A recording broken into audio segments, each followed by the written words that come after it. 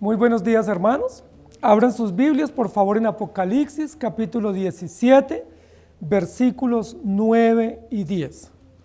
Continuamos en esta mañana nuestro estudio expositivo del libro de Apocalipsis bajo nuestro eslogan, Jesucristo, Cordero Vencedor.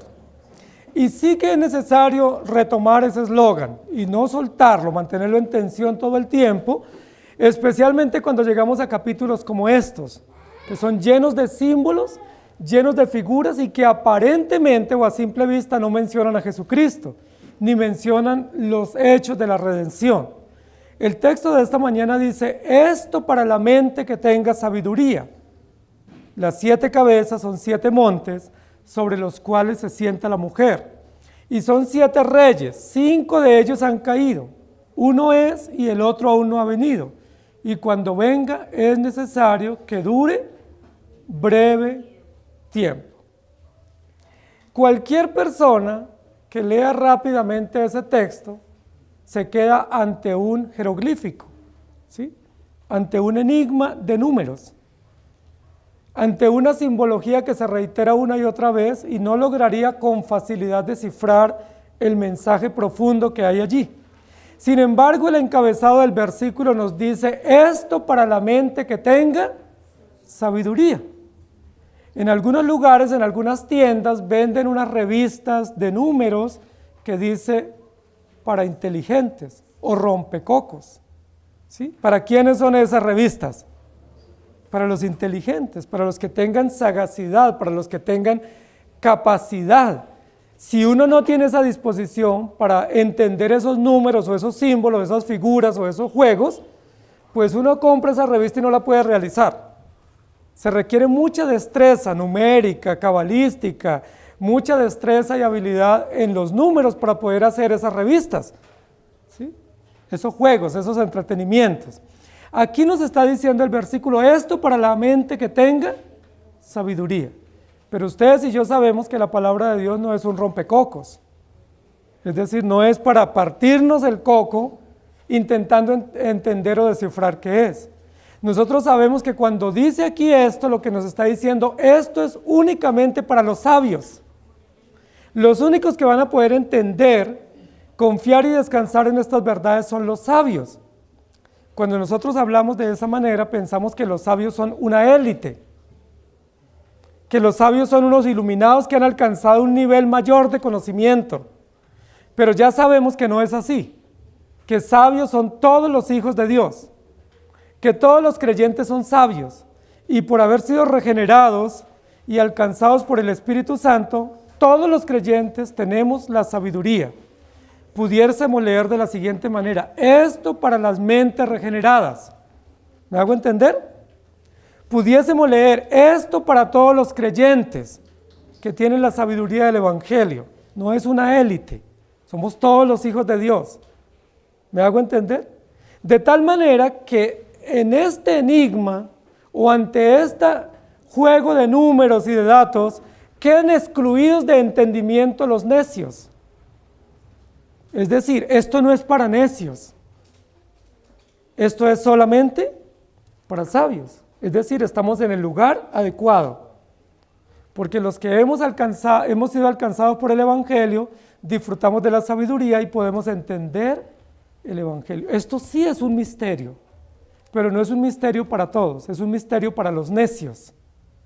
Pero esto ha sido revelado a los sabios, es decir, a ustedes y a mí. Y por eso podemos comprender el mensaje. Y el título de nuestra enseñanza en esta mañana es para sabios, para mentes sabias, para mentes inteligentes, para mentes que han sido salvadas y que pueden comprender toda la riqueza de los símbolos. El capítulo 17 comenzó diciéndonos que esta es la sentencia contra la gran ramera.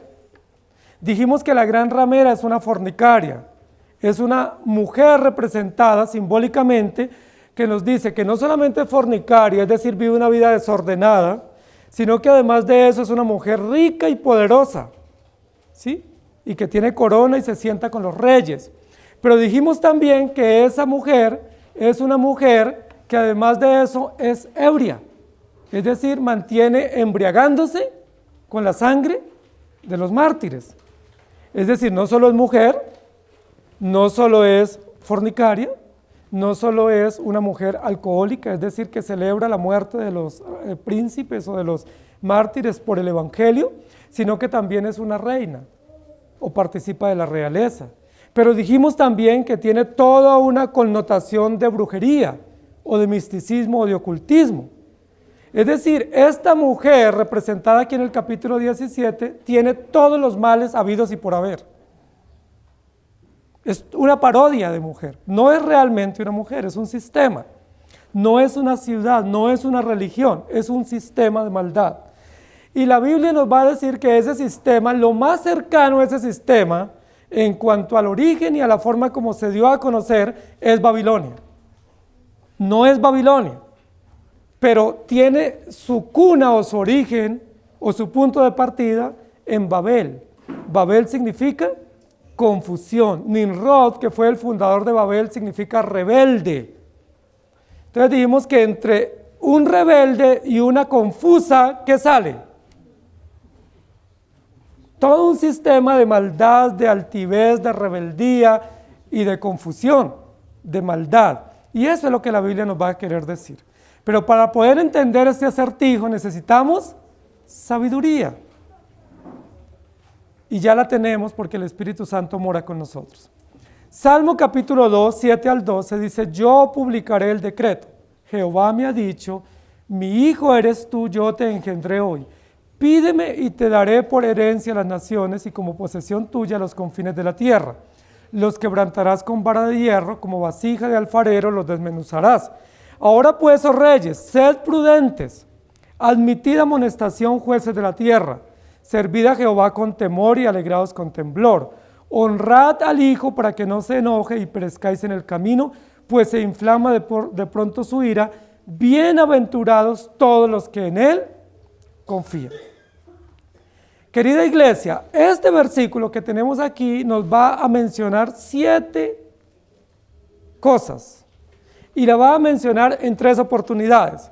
Primero dice de 7 cabezas, luego nos habla de 7 montes y luego nos habla de 7 reyes. Por favor, estemos muy atentos para poder comprender. 7 cabezas. Nosotros dijimos en una oportunidad que las 7 cabezas representan la capacidad, la inteligencia, el conocimiento. Es decir, estamos ante un sistema o ante un enigma que requiere o que manifiesta o que ostenta mucho conocimiento, mucha capacidad, mucha inteligencia. Es algo así como si dijéramos nosotros 7 mentes juntas o 7 cabezas pensando. ¿Sí me hago entender? No es un monstruo de 7 cabezas, sino como si se reunieran 7 cerebros o 7 personas a pensar. Y nosotros sabemos que 2 piensan más que 1, ahora 7. ¿Sí me hago entender? O sea, lo que está diciendo aquí es que es un sistema supremamente inteligente, o por lo menos eso presume, inteligencia. Hablamos de que ese sistema tiene 7 montes, ¿cierto? Es decir, está establecido en medio de 7 montes o de 7 montañas. Y en el final del capítulo 16 dijimos que los montes y las islas representan, las islas, el egoísmo y la indiferencia. Y los montes representan la altivez, ¿sí? ¿Quiénes son los que se creen como montes? Los altos, los altivos. Entre más uno se eleva, más alto se cree. Y se cree como un Everest, ¿cierto? Como unos Alpes, como unos Pirineos, como si fuera el monte más alto del mundo, de soberbia y de altivez. Y ahora nos dice que son 7 reyes. La pregunta es, ¿al fin qué es? ¿7 cabezas, 7 montes o 7 reyes? ¿O todo junto? ¿O 3 series distintas que aluden a momentos históricos distintos? Eso es lo que nosotros vamos a descifrar y para eso necesitamos sabiduría. Porque los sabios, hijos de Dios, podemos entender este gran misterio. Algunas personas han hecho diversas interpretaciones sobre estos temas y vamos a mencionar algunas de las que se han dado. Lo primero que vamos a mencionar acá es las 7 cabezas. 7 cabezas. Echen cabeza a ver qué será. 7 cabezas. Para sabios, ¿Qué serán las 7 cabezas? Claramente habla de 7 personajes, ¿cierto? O de 7 cerebros, o de 7 mentes. Lo que la Biblia nos va a decir aquí es, retomando el capítulo 12 y 13 de Apocalipsis, es de un gran dragón con 7 cabezas, ¿recuerdan? El dragón tenía 7 cabezas. Y luego cuando menciona la primera bestia, ¿cuántas cabezas tenía esa primera bestia? 7 cabezas. Y aquí ha habido mucho argumento sobre qué representan estas 7 cabezas. Una de las interpretaciones más comunes que se han dado es que las 7 cabezas representan 7 imperios. Vamos a decir lo que se ha dicho, no lo que nosotros creemos, sino lo que se ha dicho. ¿Qué se ha dicho? Que las 7 cabezas son 7 imperios, comenzando desde el imperio más antiguo. Y algunos dicen que el imperio más antiguo en la Biblia es el egipcio. Egipto, luego Asiria, luego Siria, luego Babilonia, luego Grecia, los medos, los persas, luego los griegos y luego los romanos. ¿Cuántos tenemos? 7 imperios. Entonces algunos dicen que las 7 cabezas representan los 7 imperios más poderosos que ha existido en la humanidad o en el mundo antiguo, y lo representan de esa manera. Entonces la primera cabeza, Faraón, y así sucesivamente. Esa es una interpretación que se ha dado, y esa interpretación es una interpretación histórica. Es decir, mira la historia desde el comienzo hasta Juan, y dice cuáles han sido los poderosos más grandes que han gobernado, y que han gobernado representando este sistema de maldad, es decir, con crueldad, con realeza, con poder, con sabiduría, y trayendo martirio y persecución al pueblo de Dios. ¿Quiénes son los que han perseguido al pueblo de Dios a lo largo de los tiempos? Y la respuesta de los imperios. Entonces, si son los imperios, ¿quiénes son los imperios representantes o sobresalientes? Y ahí tenemos los primeros 7. Esa es una interpretación. Hay otra interpretación que dice que las 7 cabezas son los primeros o más grandes emperadores del Imperio Romano. Entre ellos Nerón, Tito, Calígula y otros más que fueron terribles, que fueron sanguinarios y que en el primero y segundo siglo existieron y que los conoció Juan y los conocieron los apóstoles. ¿Se acuerdan que en la época de los apóstoles o en la época de Jesús estaba el Imperio Romano en su furor? Y había muchos emperadores sanguinarios, eran terribles, eran crueles, eran malvados. Ellos persiguieron a los creyentes, ordenaron la muerte de Jesús al nacer, luego ordenaron la muerte de Juan el Bautista, ¿recuerdan? Y luego algunos de ellos ordenaron o se confabularon con la muerte de Jesús y la persecución de los creyentes. Entonces, ¿quiénes pueden ser estas 7 cabezas? Entonces, otros de otra línea de interpretación dicen, las 7 cabezas son 7 emperadores del Imperio Romano. ¿Por qué? Porque los conocían en el primer siglo, porque la historia estaba viva, se estaba contando, se estaba escribiendo, y Juan y los discípulos presenciaron y sufrieron los rigores de esa persecución imperial en cabeza de los emperadores más malvados del primer y segundo siglo. Tiene mucho sentido eso, ¿cierto? Esa es una segunda interpretación que ubica esas 7 cabezas en el momento histórico de Juan. Hay otra interpretación. La otra interpretación un poco más futura dice las 7 cabezas son 7 papas de la iglesia de la tradición católica romana. ¿Sí? La iglesia católica romana constituyó el sistema papal, y los papas de la iglesia católica romana, especialmente en el medioevo, fueron supremamente sanguinarios. La Inquisición, mataron creyentes, persiguieron a los judíos, mataron a muchos pobres y campesinos, los llevaron a la hoguera, los torturaron. Entonces las 7 cabezas, lo único que puede representar son 7 papas de la tradición católico romana del medioevo, que trajeron gran persecución al cristianismo y que diezmaron el cristianismo especialmente en Europa. Tiene mucho sentido. Púrpura, sangre, muerte, crueldad, ¿sí? Destrucción. Esa es una tercera interpretación. Y hay una cuarta interpretación que dice que las 7 cabezas son representantes modernos o contemporáneos de la historia. Entre ellos Lutero lo ponen como una cabeza, ¿sí? Reyes como el rey de Rusia o del imperio ruso antiguo, ¿cierto? O emperadores como de los imperios yanqui o otros imperios de Oriente, los ponen como en esa lista de las 7 cabezas. Entonces, ¿quiénes pudieran ser? Pues un gobernante norteamericano, un gobernante ruso, un gobernante chino, y Lutero lo meten en esa lista también. Ahí están las 7 cabezas. Todas esas interpretaciones tienen sentidos muy interesantes, históricos, futuristas, contemporáneos, modernos. Todas tienen algo en común. Y eso que tienen en común es que todas esas interpretaciones son bastante alegóricas y que intentan responder a ese gran misterio de las 7 cabezas ubicando personajes de la historia. Pero lo primero que yo tengo que decir para ustedes es que la Biblia no dice que las 7 cabezas son 7 personajes. No dice la Biblia. Tampoco dice que son personajes en la historia o en todos los periodos de la historia. Si nosotros decimos que esos 7 personajes obedecen a los imperios hasta el romano en el tiempo de Juan, entonces ¿qué pasaría con esta historia de estos 2000 años? Estaríamos fuera de ese entendimiento.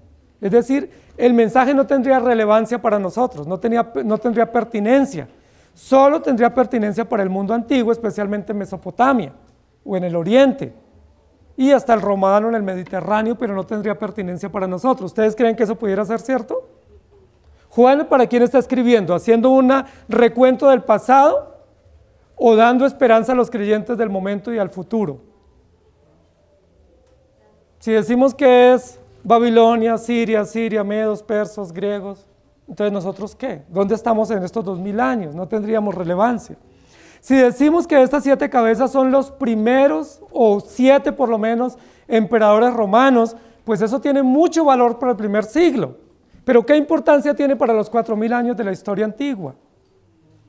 ¿Y qué importancia tiene después del segundo siglo para nosotros? Porque esos emperadores fueron sanguinarios, pero persiguieron a los creyentes del primer y segundo siglo, y de ahí para acá.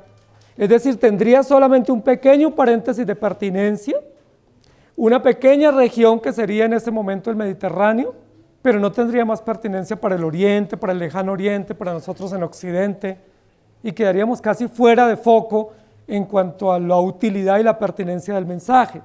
Si decimos que estas 7 cabezas son 7 papas de la tradición católica romana, tenemos una cantidad de situaciones que no podemos conciliar. Primero, en el medioevo la institución oficial de la Iglesia Católica Romana no existía. Y ahí tendríamos una dificultad. Segundo, ese sistema papal se desarrolló en el medioevo solamente en Europa. Y cesó con la caída de Constantinopla el tema de la persecución contra los creyentes de manera oficial por la tradición católico romana. Entonces, ¿qué pasaría? Si solamente tuvo un auge de unos 5 siglos la persecución férrea contra los creyentes, ¿qué pasaría si estamos hablando de 6000 años de historia y solamente durante 400 o 500 fue fuerte la persecución y solamente en Europa? ¿Sí me hago entender? O sea, ¿qué pertinencia tendría para toda la cristiandad de todos los tiempos? Ahí quedaríamos en serias dificultades. Si decimos que las 7 cabezas son representantes modernos de los gobiernos, ¿sí?, de China, de la India, de Rusia, de Norteamérica, de Europa, o que es la comunidad europea, nosotros quedamos sin poder responder muchas preguntas, porque la Biblia no nos dice que esas cabezas representen política, no nos dice que esas cabezas representen realeza, no nos dice que esas cabezas representan periodos de la historia. Lo único que sabemos es que son 7 cabezas, es decir, lo único cierto es que las cabezas representan inteligencia, conocimiento, academia, cerebro, pero no nos dice que son 7 periodos de la historia, que partamos la historia en 7 etapas, o que nos enfoquemos en un momento de la historia, porque entonces perdería pertinencia los otros aspectos de la historia. Entonces, ¿qué representan las 7 cabezas? ¿Quiénes son las 7 cabezas? ¿Son imperios de la historia antigua? ¿Son emperadores del Imperio Romano, son papas del sistema papal tradicional romano de Europa, son personajes de la historia contemporánea o ninguna de las anteriores. Tenemos dificultades para poder concluir, entonces vamos a dejarlo ahí un poquito en stand-by. Salmo 46, 8 y 9 dice: venid, ved las obras de Jehová, que ha puesto asolamientos en la tierra, que hace cesar las guerras hasta los fines de la tierra, que quiebra el arco, corta la lanza y quema los carros en el fuego. Aquí hay sabiduría, solo las mentes sabias lo van a poder entender. Este sistema o este lugar o este campo de trabajo donde se sienta y se acomoda y acciona la mujer está representado por 7 cabezas. Es decir, tiene mucha inteligencia y mucho conocimiento.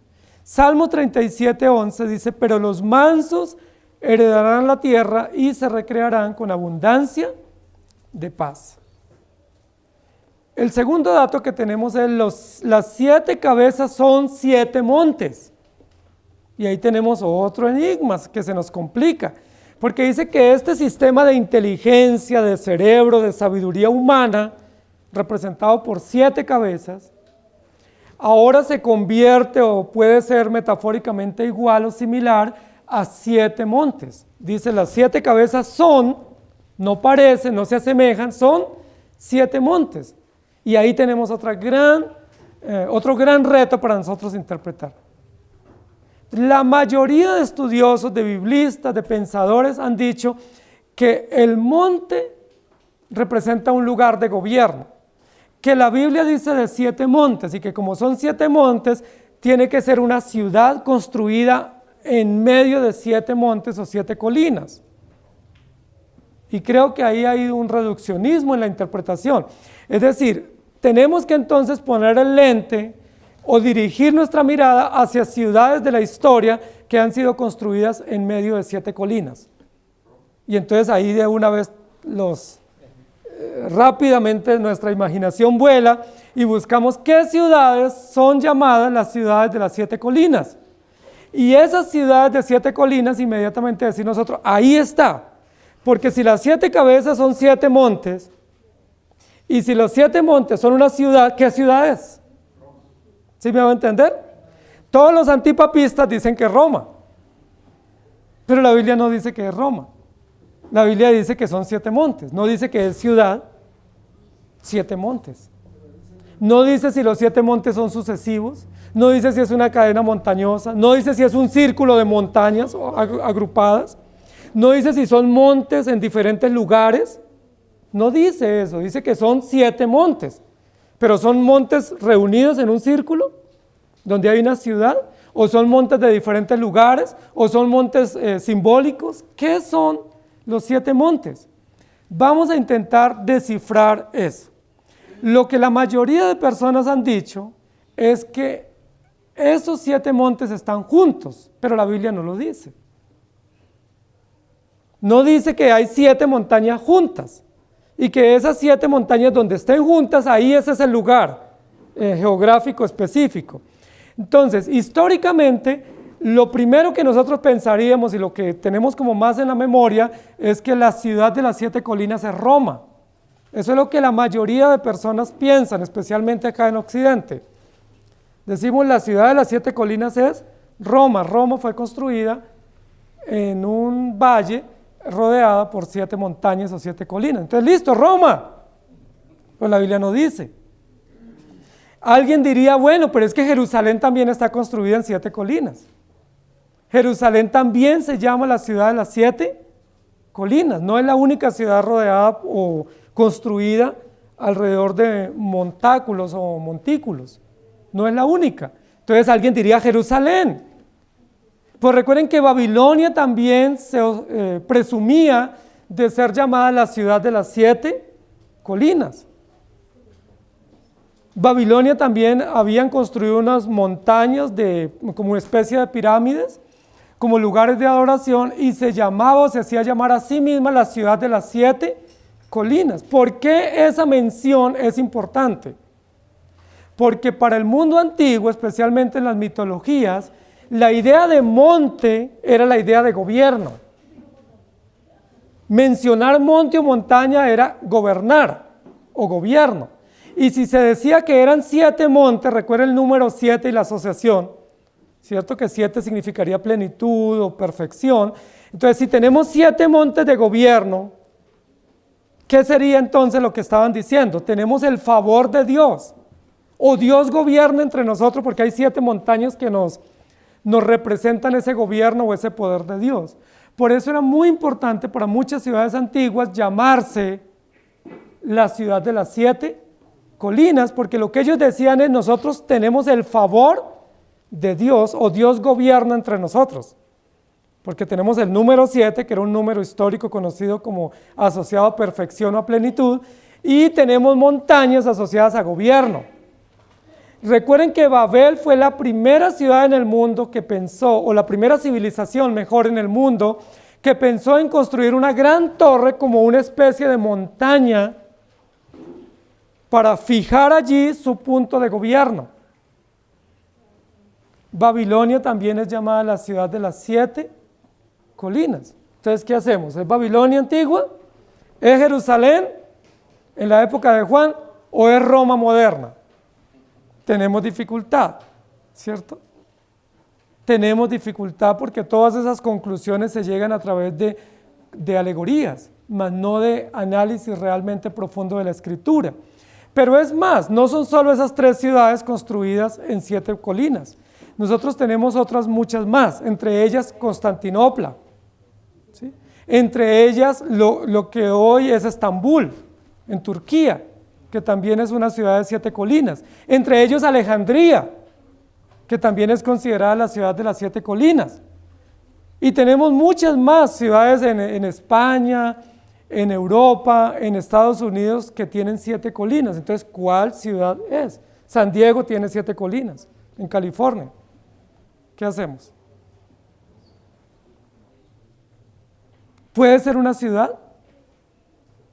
Es muy complicado que nosotros pensemos que esas 7 montañas son un lugar específico en la geografía, porque si concluimos eso, volvemos a la misma dificultad interpretativa y aplicativa, y es: solo tendría pertinencia para un lugar.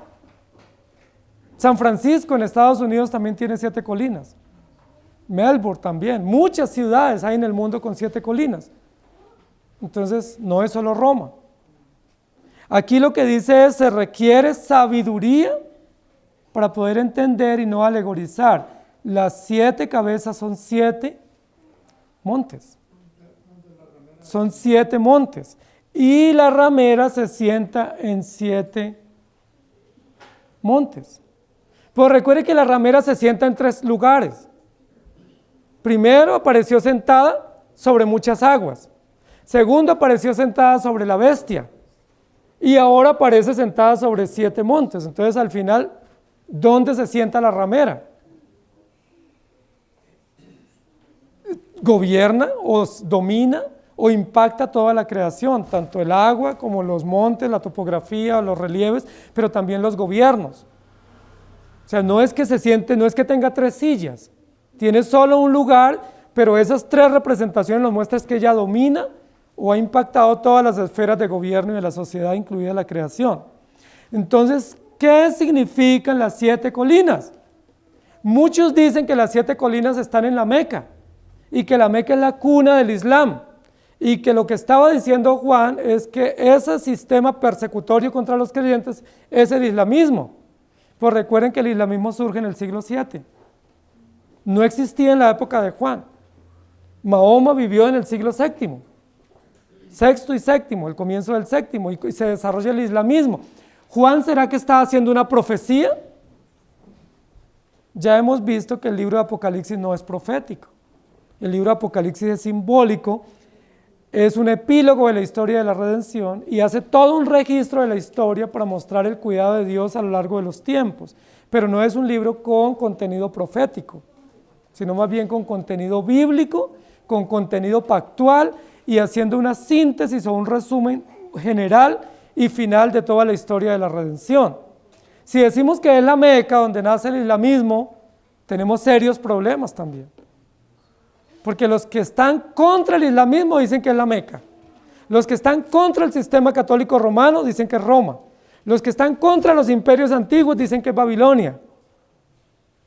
Pero no es la forma de interpretar. No es contra quién tengo aversión para fijar allí o fincar allí mi conclusión. Entonces es muy importante que nosotros seamos mucho más juiciosos. Jeremías 51, 24 y 25 dice: y pagaré a Babilonia y a todos los moradores de Caldea todo el mal que ellos hicieron en Sión delante de vuestros ojos, dice Jehová.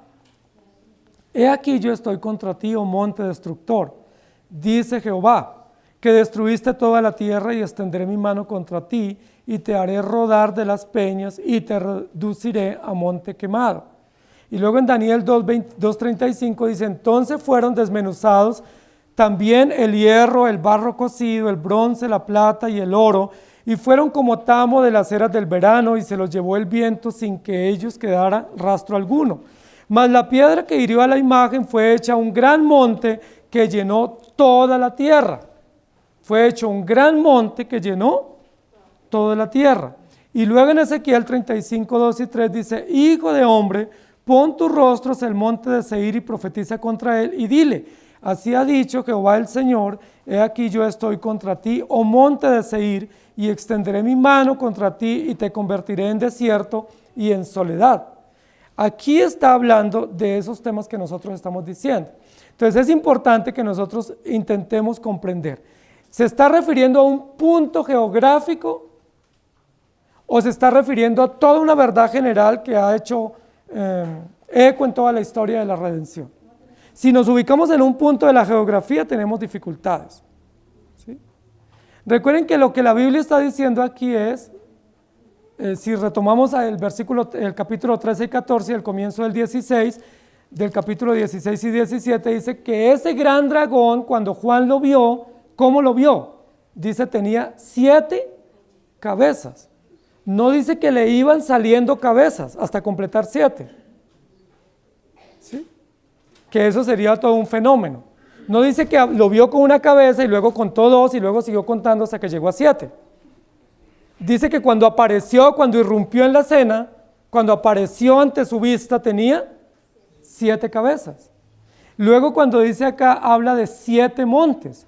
No dice que son montes que van apareciendo, o no dice que son puntos geográficos distintos, sino que nos muestra una condición topográfica, una realidad topográfica, y es que hay o se encuentran o se cuentan 7 montes. Si las 7 cabezas representan sistemas de inteligencia, de conocimiento, de argumentos, de ideas, y ahora nos habla de que esas 7 cabezas son igual o similar o equivalentes a 7 montes, recuerden que representan los montes: gobierno o poder o dominio, ¿sí? O ponerse por encima para mostrarse como superiores, o ponerse más elevados para dar a entender o dar la impresión de que tienen más capacidad o más poder. Pero decir que es una ciudad específica de una época de la historia es muy complejo, porque la única ciudad que se recrea aquí en la narración es Babilonia, pero de hecho no la Babilonia antigua, sino la Gran Babilonia, que realmente la Gran Babilonia nunca existió. Existió fue Babilonia, como capital del imperio babilónico antiguo, ¿cierto? Y luego fue destruida. Pero no existió la Gran Babilonia, porque la Gran Babilonia no hace mención a una ciudad, hace menciones a un sistema de maldad. Si dijera que es una ciudad, pues la Gran Babilonia no existe en el mapa, no existió. En Mesopotamia existió fue Babilonia y existió Jerusalén, no existió la Gran Jerusalén. Va a existir la Nueva Jerusalén, que es diferente. ¿Sí? No existió la Gran Roma, existió Roma y existe Roma. Ese epíteto o ese eufemismo no lo tiene. Entonces es muy interesante que nosotros notemos que aquí está haciendo toda una descripción de un sistema de maldad, inmoral, perverso, lleno de ideología, lleno de conceptos paganos, y que no representa en sí mismo un punto geográfico, o una ciudad o un lugar geográfico, sino todo un dominio de maldad representado con una civilización, o con conceptos de maldad y de perversión. ¿Me hago entender? Luego miremos el tercer dato, y luego dice, y sobre los cuales se sienta la mujer, y son 7 reyes. Otra vez vuelve y nos lleva al mismo concepto. Entonces son 7 cabezas, que son 7 montes o equivalentes a 7 montes, que son equivalentes a 7 reyes. No es 7 por 3, 21, 7 igual a 7 igual a 7. Es decir, está hablando de lo mismo. ¿Qué es lo más significativo aquí? ¿Qué es lo que se reitera una y otra vez en el texto? El número 7. ¿Sí? Es decir, la plenitud, el poderío, el alcance de ese sistema, sea real, sea ideológico o sea jurídico. ¿Sí me hago entender? Lo que se recrea aquí no es un punto geográfico o un imperio específico, sino que ese sistema tiene una perfección o un poderío o un alcance grandísimo. ¿De qué nos está hablando el texto? Luego nosotros tenemos que revisar que la Biblia va a decirnos en el capítulo 16 y 17 que Babilonia es considerada la cuna de la maldad.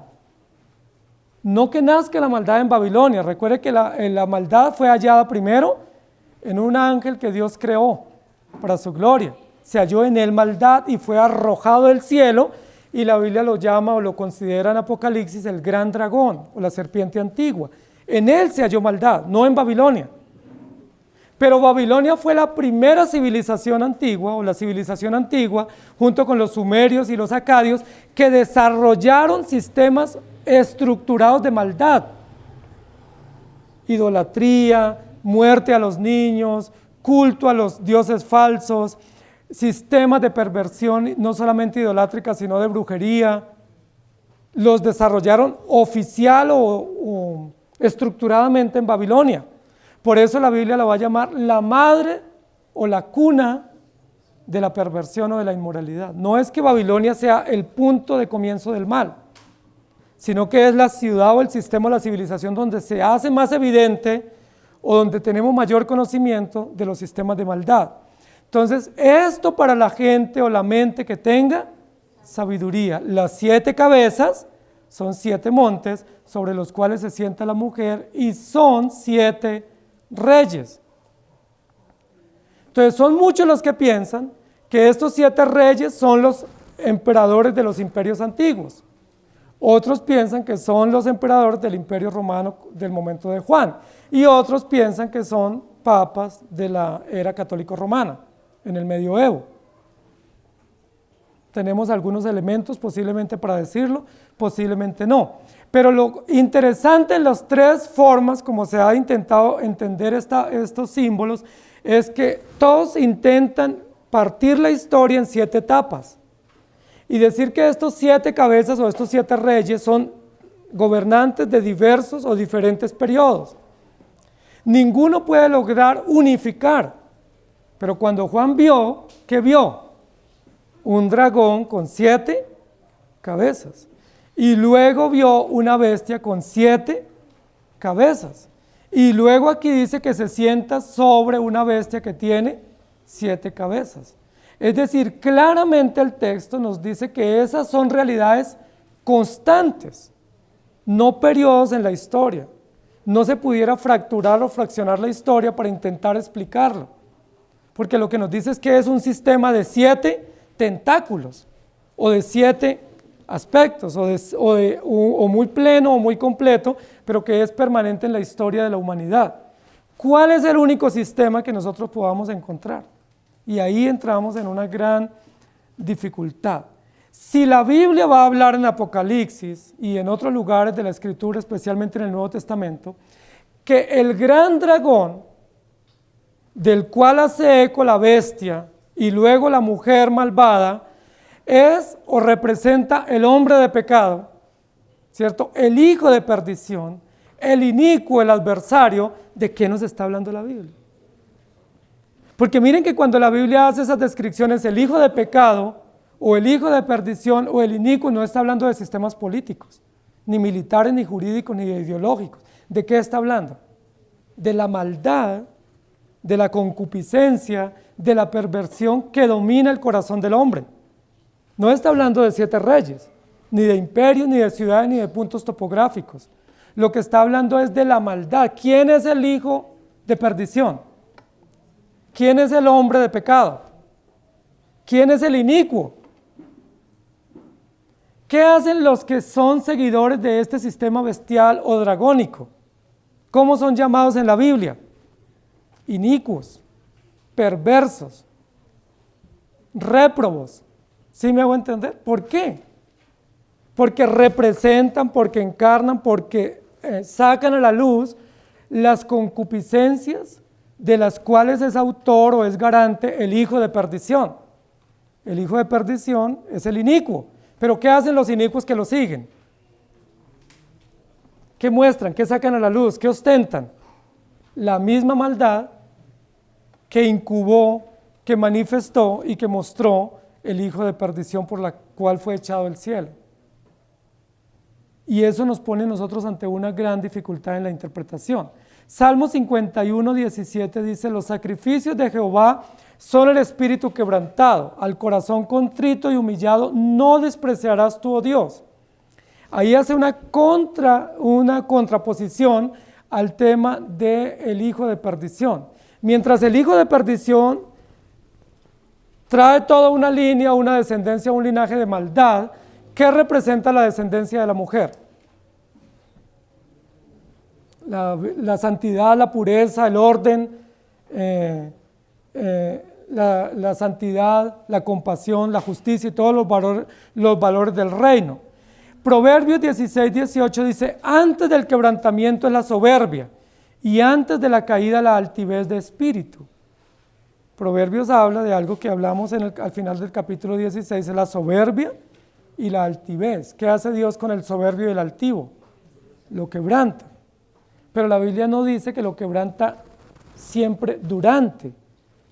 Muchas veces habla de que ese quebrantamiento viene al final, es decir, en el juicio. Que el impío se enaltece y solo verá el quebrantamiento cuando Dios lo juzgue en el juicio final. No siempre lo ve en su vida o históricamente no siempre se ve. Y luego en el Salmo 138, 6 dice: porque Jehová es excelso y atiende al humilde, más al altivo mira de lejos. ¿Qué representa este sistema? Una mujer poderosa, es decir, altiva. La bestia grande y ostentosa, ¿qué representa?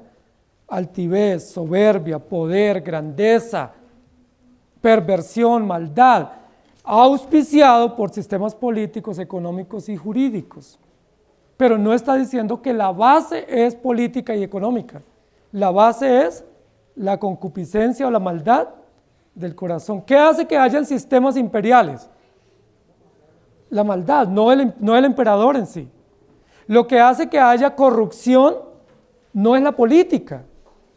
La política es buena porque es el arte de gobernar. ¿Qué es lo que hace que haya politiquería o corrupción en la política? No es la política, es la corrupción del hombre, de los gobernantes, de los sistemas. ¿Qué es lo que hace que haya violencia? ¿Que haya gente armada? No, la violencia no viene de las armas, la violencia viene del corazón del hombre. Puede haber armas, pero si no hay maldad en el corazón no hay violencia. Puede haber sistemas de gobierno, pero si no hay corrupción, los sistemas de gobierno no se corrompen. ¿Sí me hago entender?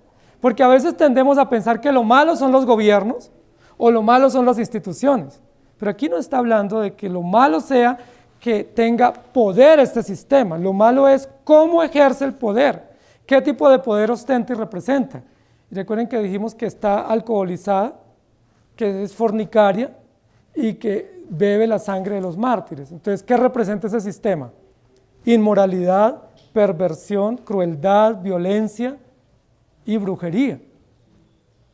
Pero lo malo ahí no es la mujer en sí, sino todo lo que ella hace o lo que hay en su conciencia o en su corazón. Entonces, miren lo interesante. Nosotros solemos pensar que estas 7 cabezas son los imperios más sanguinarios contra el pueblo de Dios. Y la Biblia no dice eso. Solemos pensar que estas 7 montes son las ciudades más malvadas o que han representado sistemas de poder y de muerte contra los creyentes especialmente en la era contemporánea. Entonces Roma, ¿cierto? O Jerusalén, pero la Biblia no dice eso. U otros piensan que son los emperadores modernos o gobernantes modernos que más daño le han hecho a los creyentes. La pregunta es, ¿desde cuándo hay persecución contra los creyentes? ¿Desde que surgió el papado? ¿Desde que surgió el imperio romano? ¿Desde que surgieron los imperios? ¿O desde cuándo hay persecución contra los creyentes? ¿Desde cuándo hay maldad que gobierna y domina el corazón del hombre? ¿Qué dijo Dios en Génesis 7, 8 y 9? Raeré de sobre la faz de la tierra al hombre porque de continuo solamente piensa el mal, pero no existía Babel todavía. Ni Siria, ni Asiria, ni griegos, ni romanos. ¿Sí me hago entender? O sea, si nosotros ponemos esos hechos en momentos históricos específicos o subdividimos la historia, corremos en un peligro, y es pensar que la maldad la traen los imperios o los emperadores o las instituciones, y la maldad la trae el hombre que no tiene a Cristo en su corazón. Génesis capítulo 2 y 3 es el punto de partida para poder comprender. La Biblia dice, este mandamiento les he dado, no lo transgredan, porque el día que lo transgredan, ciertamente moriréis. ¿Moriréis en qué? En vuestros delitos y pecados.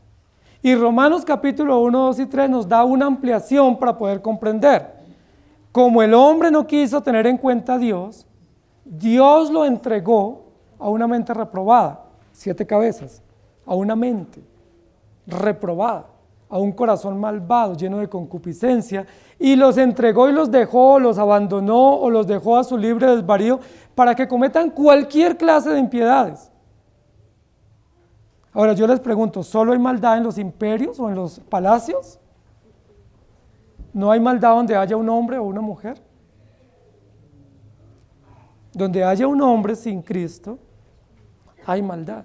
Donde haya una mujer sin confiar su vida en el Señor, hay maldad. Quiero que vayamos a Proverbios 6, 16 a 19. Si yo les preguntara a ustedes cuáles son los 7 males que aquejan a la sociedad, posiblemente coincidimos en algunos datos. La mayoría de nosotros diremos que los males de la sociedad son la pobreza, la violencia, el hambre. Otros dirán que las drogas, otros dirán que el terrorismo, otros dirán que la corrupción política, otros dirán que la injusticia, pero ahí ya tenemos los 7 males de la humanidad o de la sociedad. Casi que todos llegamos a una misma conclusión. ¿Cuáles son los peores males que la sociedad hoy en día afronta? Violencia, terrorismo, narcotráfico, prostitución, idolatría, ¿sí? Y ahí casi que estamos básicamente de acuerdo. Sin embargo, la Biblia no dice que esos males azotan a la humanidad. No hay un lugar en la Biblia donde Dios diga que el peor mal en una sociedad es la pobreza. No existe eso. No hay un lugar en la Biblia donde Dios diga que el peor mal de la sociedad es la corrupción política. No hay un lugar en la Biblia donde diga que el peor mal de la sociedad es la injusticia, o el terrorismo, o la prostitución, o el alcoholismo, o la violencia, no, o el aborto. Es decir, todo lo que nosotros consideramos los peores males de la sociedad, la Biblia no los considera. Es decir, estamos fuera de foco, fuera del lente, porque lo que nosotros consideramos lo más terrible para la humanidad o para las civilizaciones o las sociedades, Dios no lo considera así. Sin embargo, el proverbista en el 6, 16 al 19 dice, 6 cosas aborrece Jehová y aún 7, óigase bien, abominan su alma. Es decir, este sí es el registro, es la bitácora de hechos, de realidades, de acontecimientos que Dios aborrece y que los considera lo más aborrecible en una sociedad o en una comunidad o en el corazón del hombre. No estoy, por supuesto, diciendo que el aborto, el terrorismo, el alcoholismo, la droga no sean graves. No estamos diciendo esto. Lo que estamos diciendo no es lo que Dios considera o lo que algunos dirían, especialmente en la tradición católica romana, los pecados capitales, ¿cierto? Lo que la Biblia considera lo aborrecible o lo detestable ante los ojos de Dios, primero son los ojos altivos. Ninguno lo pusimos eso en la lista. ¿Qué pasa? Ninguno. Luego dice la lengua mentirosa, tampoco acertamos. Porque ninguno pusimos entre los peores males, los más aborrecibles, la lengua mentirosa. Las manos derramadoras de sangre inocente, ahí no nos perdimos mucho, ¿cierto? La muerte o la violencia. El corazón que maquina pensamientos inicuos, no acertamos. Perdimos el examen. Los pies presurosos para correr al mal. El testigo falso que habla mentiras. Y el que siembra discordia entre hermanos. Perdimos el examen porque los 7 listas de los mayores males que acechan a la sociedad, nosotros no consideramos los que Dios considera. Ahora, si ponemos a la par nuestra lo que Dios considera abominable o aborrecible en todas las épocas de la historia, ¿qué tiene que prevalecer? ¿La lista nuestra? ¿Las estadísticas nuestras? ¿O lo que Dios establece como lo más perverso y dañino y abominable? Tenemos que ceñirnos a lo que Dios condena. Ahora, el aborto es terrible. Pues recuerden que ha habido épocas en la historia en las cuales no se ha practicado el aborto. Hay momentos o hay países o hay épocas en las que no se ha aprobado o no se ha practicado el aborto. Nosotros pudiéramos decir que las drogas son terribles y hacen un gran daño, pero ha habido lugares o periodos o gobiernos que no han aprobado, no han permitido las drogas.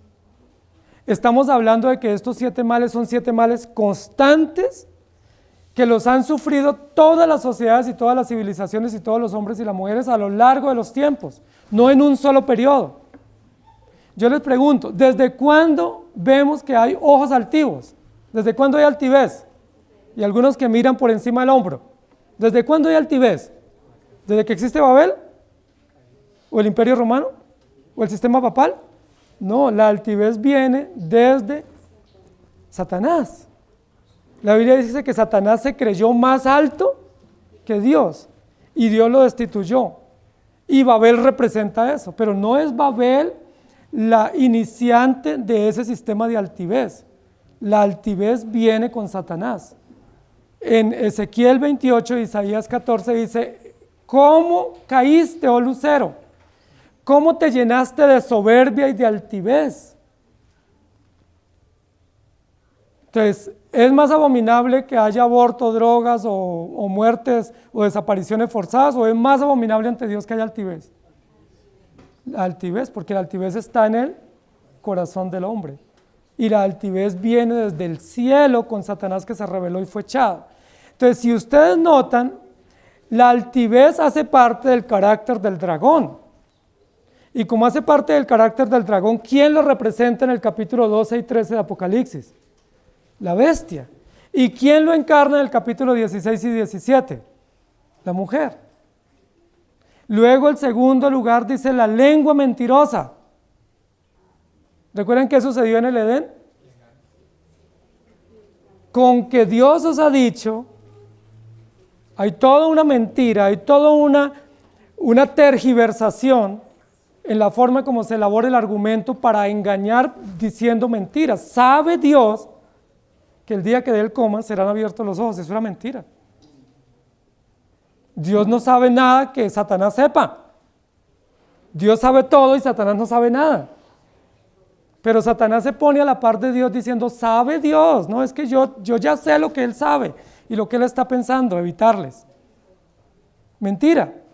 ¿Cuál es el segundo en la lista de proverbios? La lengua mentirosa. ¿Y quiénes son mentirosos? Los emperadores, los gobernantes, los jueces, o ustedes y yo también. Sea Dios veraz y todo hombre mentiroso. Es decir, ese sí es un mal, que es como una montaña, que es como una gran cabeza, que uno se idea todas las maneras para decir mentiras y que no lo descubran. ¿O qué hace el mentiroso? Engaña, embolata, esconde, oculta para pasar y que no se descubra. Luego dice las manos derramadoras de sangre inocente. Génesis capítulo 4, ¿qué sucedió? Caín se levantó y mató a Abel. ¿Quién o cuál mejor es el dato original de las manos derramadoras de sangre inocente? No fue Nabucodonosor, ni Antíoco Epifanes, ni Nerón, ni Tito, ni otros emperadores malvados. ¿quién fue el autor inicial en la historia de la redención de asesinar a sangre fría? Caín. Caín mató a Abel. ¿Sí me hago entender? Entonces, las 7 descripciones que hace acá, el corazón que maquina pensamientos inicuos, los pies presurosos para correr el mal, el testigo falso que habla mentiras y el que siembra discordias entre hermanos, esas son cosas que la Biblia dice, Dios las abomina y las aborrece al tal punto de traer juicio y condenación contra aquellos que las practican. No está hablando de un sistema militar, ni un sistema político, ni jurídico. Por supuesto, no se escapan estos sistemas, pero no está dirigido a ellos. Entonces, ¿cuáles pudiéramos, y permítame aquí un poco el análisis, pudiéramos casi decir que estas 7 cabezas representan pecados o acciones de perversión y de maldad que han gobernado la mente y la conciencia y la vida de los hombres de todos los tiempos y de todas las épocas, y que Dios las va a juzgar, incluido el chisme, incluido la mentira, incluido el falso testimonio, incluido el asesinato, la violencia y la altivez, de la cual ningún hombre sobre la tierra se escapa. El único es Jesucristo, que fue manso y humilde de corazón, y que dijo la verdad y que nunca incurrió, porque Él es santo y de una condición totalmente distinta a la nuestra. Pero a excepción de Él, todos los hombres y mujeres de todos los tiempos cometemos o hemos cometido estos pecados. Alguien pudiera decir, yo no he asesinado, como Caín, que mató a Abel. Pues la Biblia dice, aquel que le dice fatuo a tu hermano, aquel que le dice necio a tu hermano, ya lo asesinó. ¿Sí me hago entender? Entonces, si nosotros decimos que esas 7 cabezas, o 7 montes, o 7 reyes, son hombres de un periodo histórico, posiblemente nosotros fallamos porque no vemos que todo esto tiene pertinencia en toda la historia de la humanidad, desde el comienzo hasta el final. Y que no solamente lo han representado gobernantes de la historia, sino que lo han representado todos los hombres de sobre la faz de la tierra, incluidos los elegidos. Porque del pueblo elegido, o los creyentes del Antiguo Testamento y del Nuevo Testamento, la Biblia nos habla de algunos que mintieron, algunos que asesinaron, unos que fueron falsos testigos, unos que se confabularon con otros. Es decir, ¿qué es lo que la Biblia nos está diciendo? El único que está fuera de esta condición es Cristo, y el único que puede darnos esperanza para nosotros ser guardados del mal se llama Jesucristo, a través del poder del Evangelio. Aquí hay sabiduría, solo lo pueden entender las mentes sabias, porque las 7 cabezas son 7 montes y sobre los cuales se sienta la mujer, y son 7 reyes. Es decir, ¿sobre quién se sienta la mujer? Sobre sistemas de maldad. Recuerden que la Biblia dice que lo más engañoso y perverso no son los imperios, o los militares, o los jueces. ¿Qué es lo más engañoso y perverso que hay sobre la tierra? El corazón del hombre. Y luego también dice que nadie le atribuya a Satanás o a otro su condición pecaminosa, porque cada uno peca desde su propia concupiscencia. Nadie tiene por qué excusarse o justificarse diciendo es que alguien me hizo pecar, o el diablo me estorbó, o usted tiene la culpa de lo que yo hice. No, cada uno peca de su propia concupiscencia, es decir, todos somos totalmente responsables de nuestra condición pecaminosa y por lo tanto sufrimos todos los efectos. Apocalipsis 18:4 dice, y oí otra voz del cielo que decía, salid de ella, pueblo mío, para que no seáis partícipes de sus pecados ni recibáis parte de sus plagas. Miren lo interesante, Apocalipsis 18:4, que aún no lo hemos estudiado, dice que hay que salir de Babilonia. ¿Qué representa Babilonia? No una ciudad, sino un sistema de maldad. Dice, no seáis partícipes de sus pecados. Entonces, estas 7 cosas o aspectos que representa aquí esta mujer o este dragón, no es una ciudad o un lugar de la topografía, sino lo que representa es un sistema de maldad, de altivez, de engaño, de mentira, de violencia y de chisme y de engaño. Es muy interesante eso para que nosotros podamos comprender. Y luego en 2 Corintios 6, 14 al 17 dice, no os unáis en yugo desigual con los incrédulos.